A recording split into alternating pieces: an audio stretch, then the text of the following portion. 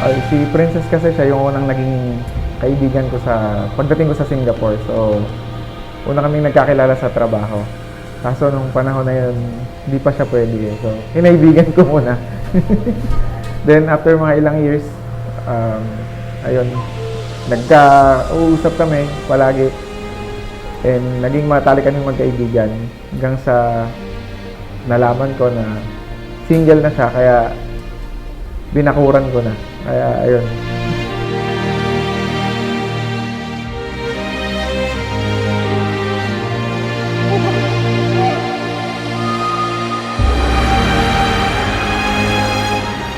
All this time, I've been doing things on my own. Pero God really knows what He's doing. Binigyan niya ako ng kaagapay sa buhay para hindi na ako mag-isa. Masarap pala sa pakiramdam yon. Now, I don't have to do things alone dahil andyan ka na.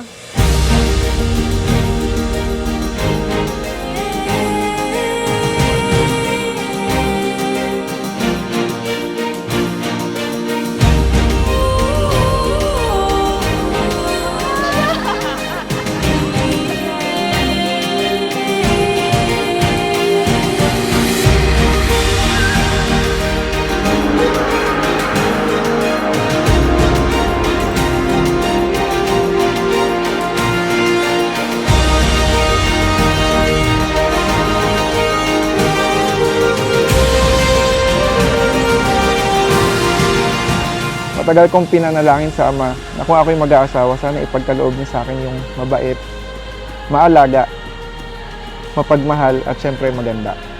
Yung tamang babae, yung tamang tao. At binigay naman niya agad, babaeng palaging tama.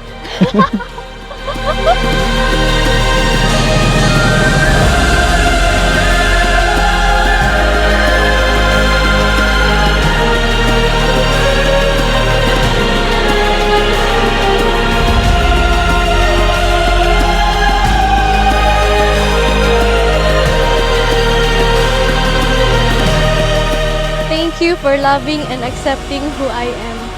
Now, I can boldly say that I am more than ready and excited to treasure this unknown journey with the love of my life with you.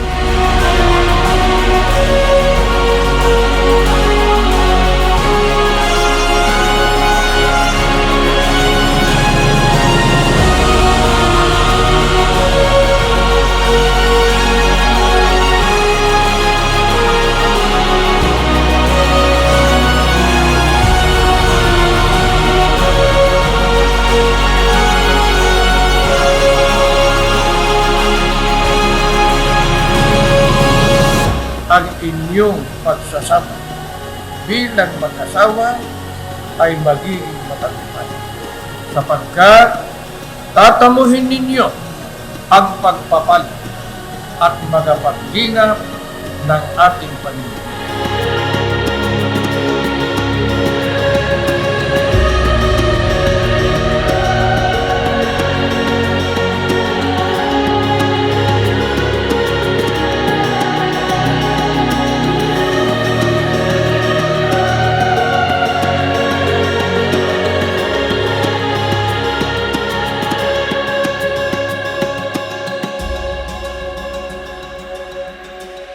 Pinapangako ko na mamahalin kita araw-araw. Kahit matampuhin ka. Kahit masarap kang magluto. Mag-a-adjust ako. Looking forward ako sa mga pagsasamahan pa natin habang buhay. Mahal na mahal kita. I love you, my princess. Gagawin kong prinsesa ka talaga pag naging asawa na kita.